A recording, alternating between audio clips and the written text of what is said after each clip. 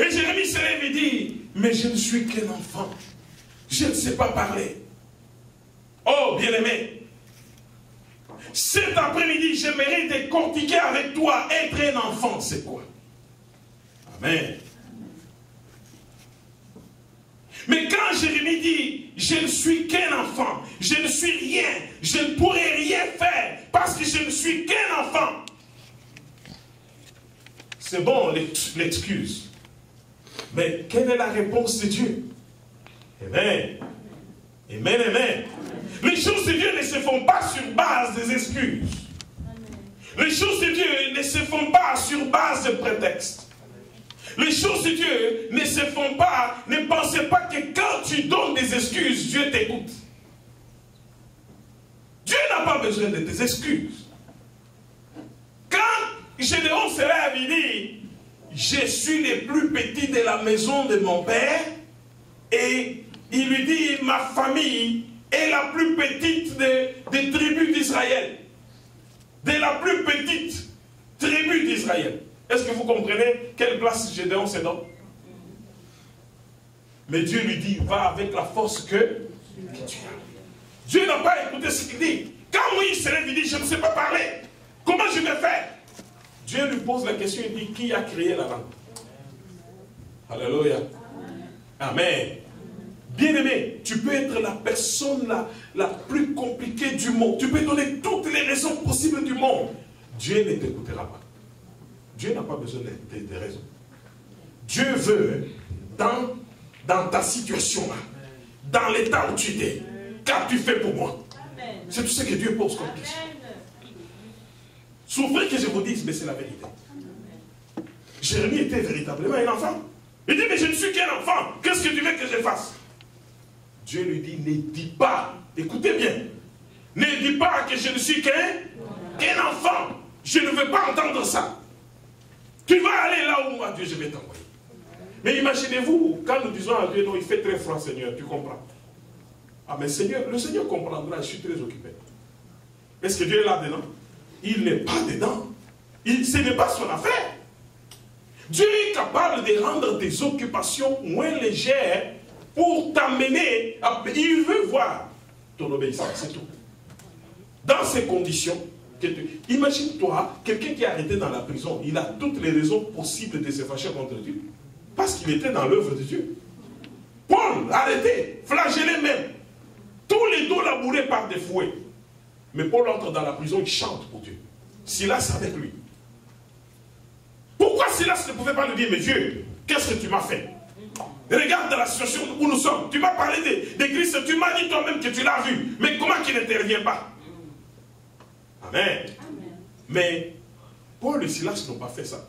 Ils ne se sont pas chamaillés. Ils ne sont pas en train de se tirailler à gauche, à droite.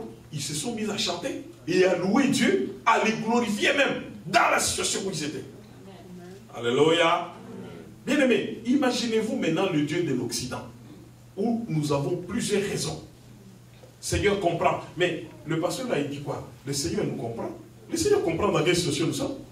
On est plein de dettes, mais on doit faire quelque chose là. Si on ne travaille pas, comment le Seigneur va faire, lui? Le Seigneur n'est pas dedans.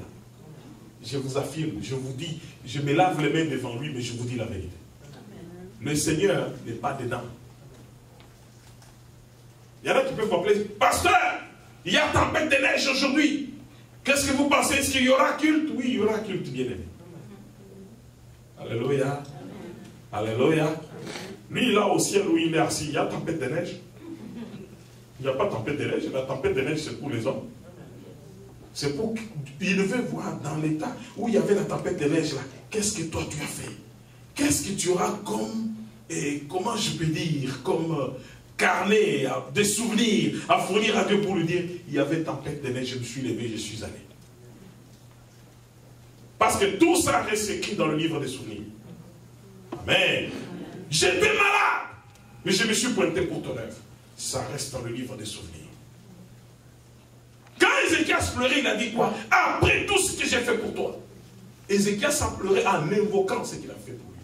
Dorcas, quand il a eu la vie, c'est parce que les gens montraient les accoutrements. Amen. Alléluia.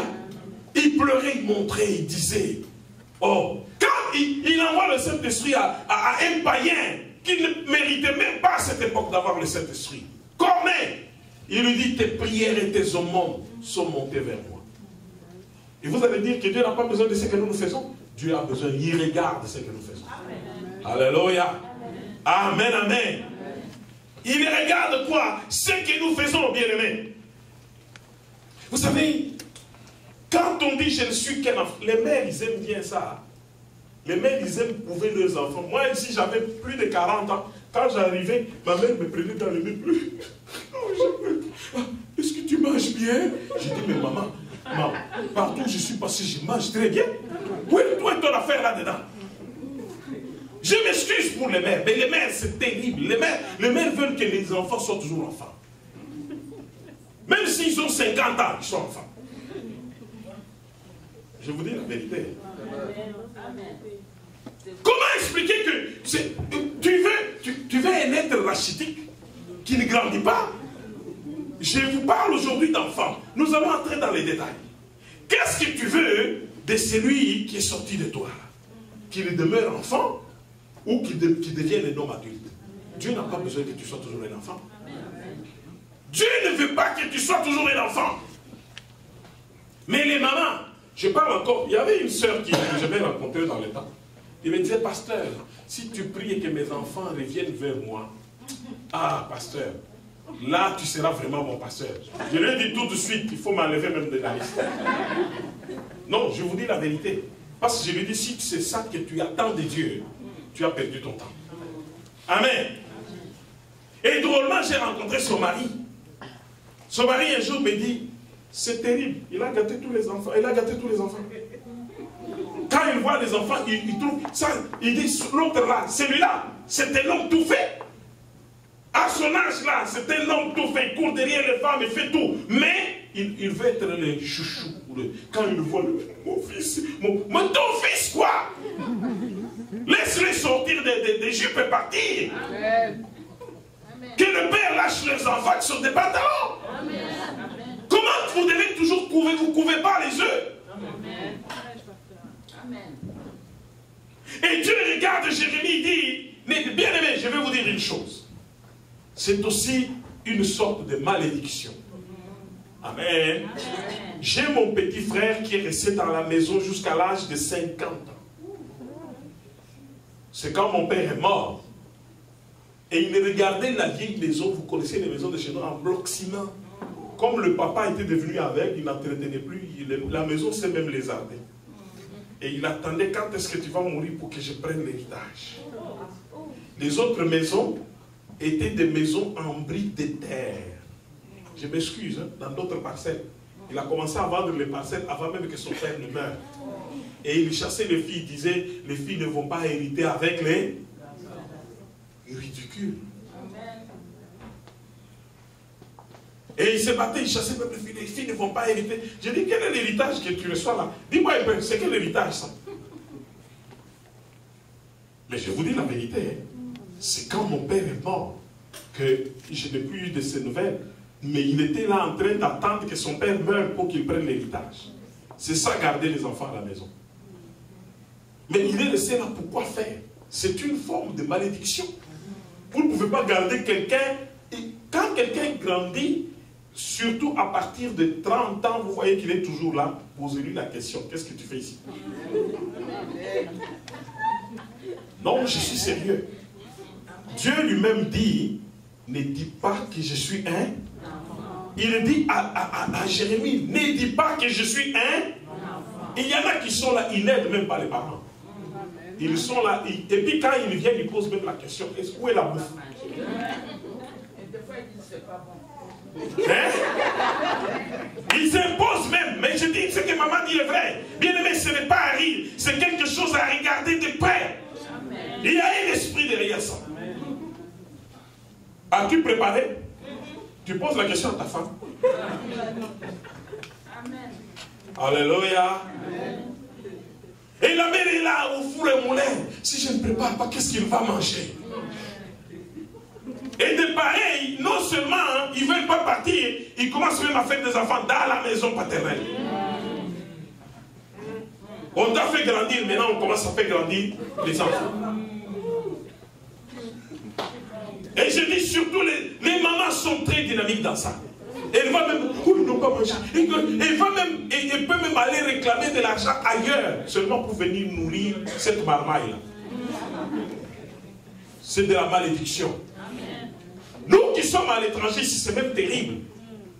Moi, j'envoyais de l'argent. Quand tu envoies de l'argent, il y a plein de gens dans la maison.